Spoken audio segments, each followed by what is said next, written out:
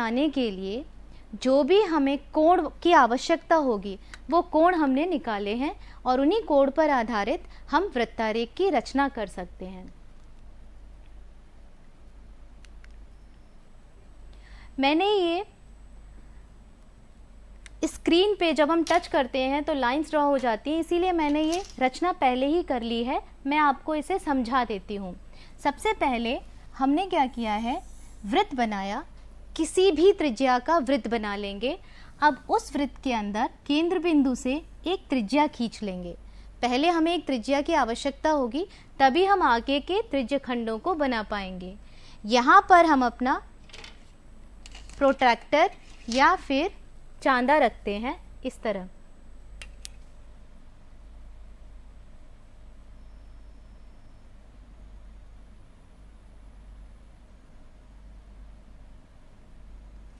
हम अपना चांदा इस केंद्र बिंदु पे रखेंगे और 108 डिग्री का कोण बनाएंगे। 0 आप ये वाला लोगे और इसी से 108 डिग्री का कोण बनेगा यहाँ पर।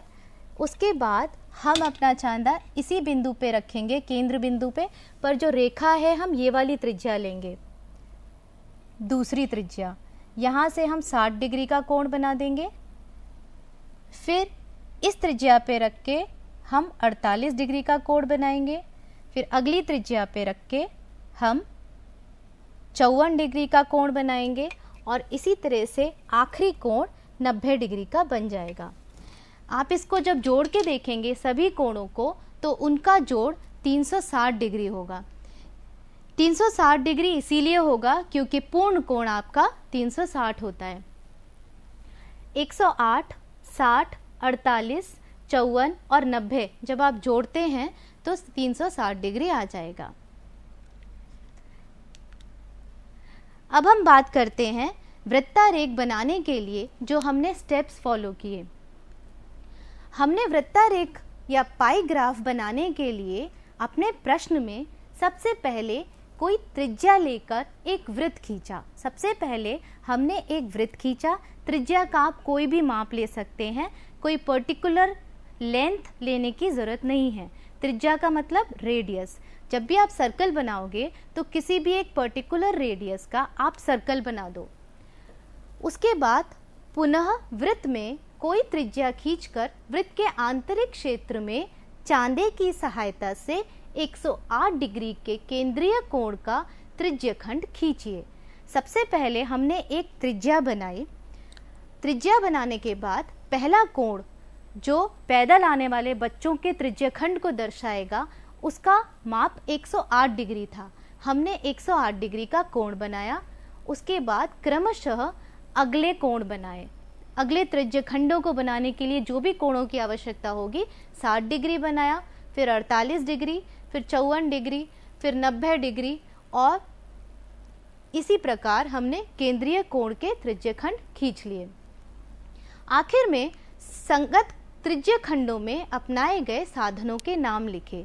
जब भी हम कोई भी वृत्तारेख बनाएंगे तो हम उसके त्रिज्यखंडों के कोणों को ध्यान में रखते हुए वृत्तारेख तो बना लेंगे, लेकिन हम उसे डिस्प्ले कैसे करेंगे, प्रदर्शित कैसे करेंगे। हमारे जो भी साधन होंगे या जिस भी विषय पे आपने वृत्तारेख बनाया है उसे वहाँ पर अंकित करना अत्यंत आवश्यक है। तो हम अपने वृत्तारेख में उन चीज़ों को अंकित करते हैं जिस पर बेस्ड वो वृत्तारेख बना है। हमने क्या अंकित किया? पैदल आने वाले बच्चे, रिक्शे से आने वाले बच्चे, बस से आने वाले बच्चे एंड सो ऑन। चित्र को आकर्षक बनाने के लिए विभिन्न रंगों से रंग दीजिए। प्रेजेंटेशन की अपनी एक वैल्यू होती है प्रस्तुतिकरण की, तो आप लोग अपना वृत्तारेख जब भी बनाएंगे तो उसे भिन्न भिन्न रंगों से अगर रंग देंगे तो वो बहुत सुंदर दिखेगा और प्रस्तुतिकरण भी अच्छा होगा। ये वृत्तारेख का निरूपण है जो आपके बुक के पेज नंबर 78 पे दिया हुआ है। अभी जो मैंने वृत्तारेख आपको बना के दिखाया था ये उसी का निरूपण है। पैदल आने वाले बच्चे 108, साइकिल से आने वाले 60 बच्चे हैं, रिक्शे से आने वाले 48 डिग्री के कोण से दर्शाएंगे, मोटरसाइकिल से आने वाले 54 डिग्री के कोण से और बस से आने वाले 90 डिग्री के कोण से। अब अगर हम बात करें कि बच्चे असल में थे कितने। पैदल आने वाले जैसे 18 बच्चे थे, तो हम यहाँ पर 18 छात्र या छात्राएं लिख सकते हैं। इन तीनों चीज़ों में कंफ्यूज नहीं होना है। ये तो हो गया जिस विषय पे है या जो भी साधन है जिससे बच्चे स्कूल आते हैं, ये हो गया कुल कितने बच्चे हैं, और ये हो गया कोण, उस त्रिज्य खंड का कोण जो आपके पैदल आने वाले बच्चों को दर्शाता है। तो 18 बच्चे पैदल आते हैं। पैदल हमें यहाँ लिखना पड़ेगा आपके त्रिज्य खंड में जब भी आप वृत्तारेख बनाएंगे, और कोण का माप भी हम यहाँ लिखेंगे 108 डिग्री। इसी प्रकार 60 डिग्री, 48 डिग्री, 54 डिग्री, 90 डिग्री, और इन सबका जोड़ हो गया 360 डिग्री। 360 डिग्री पूर्ण कोण का माप होता है। शिक्षण की शुरुआत में मैंने लर्निंग आउटकम पर आधारित आपसे 2 प्रश्न पूछे थे। उन 2 प्रश्नों पर अब हम चर्चा करते हैं। पहला प्रश्न था, क्या आप बता सकते हैं कि वृत्त के पूर्ण कोणों का मान कितना होता है, या पूर्ण कोण का अंश कितना होता है। ये मैंने अपने ही वीडियो में कई बार बताया, और शायद आपने ध्यान से सुना होगा तो आपको समझ आया होगा। पूर्ण कोण का माप 360 डिग्री होता है। क्या आप बता सकते हैं कि दीवार घड़ी के डायल पर लिखी संख्याओं के बीच का कोण कितना होता है। किसी भी दीवार घड़ी पर आपके पास 12 संख्याएं लिखी होती हैं। मैं एक घड़ी लेकर आई हूँ इसी प्रश्न को उचित रूप से समझने के लिए। आप देख रहे हैं आप ही के घड़ी में, आपके घरों में, सभी के घरों में घड़ियाँ होंगी, दीवार घड़ियाँ। उन घड़ियों में कुल संख्याएं कितनी होती हैं? 12। ये सब आपको पता है।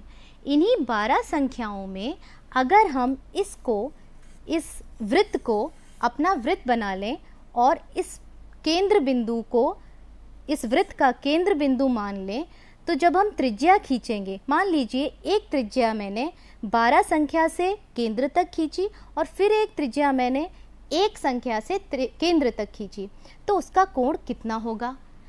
आपको मैंने पूरी वीडियो में कई बार सिखाया, और पहला प्रश्न भी यही था कि पूर्ण कोण का माप 360 होता है। तो पूर्ण कोण का माप हो गया 360 डिग्री। अब इसी 360 को हमें कितने भागों में बांटना है? बहुत सिंपल है। 1 से लेके 12 संख्याएं हैं, तो इसी वृत्त को आपको 12 भागों में बांटना है। तो सिंपली हम 360 डिग्री को 12 भागों में बांट देंगे। 360 को 12 से भाग दे देंगे, और जब 360 को 12 से भाग देते हैं तो आप सबको 12 का पहाड़ा आता ही है। 12 एकम 12, 12 तिया 36, और ये 0, तो 30 डिग्री आपका उत्तर आ जाता है।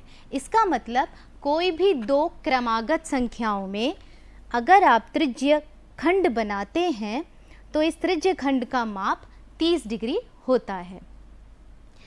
अब अगर हम बात करें 12 नंबर संख्या और 3 संख्या, इन दोनों के बीच में कोण कितना होगा, तो 12 से लेकर 3 तक कुल 3 संख्याएं गिनी जा रही हैं।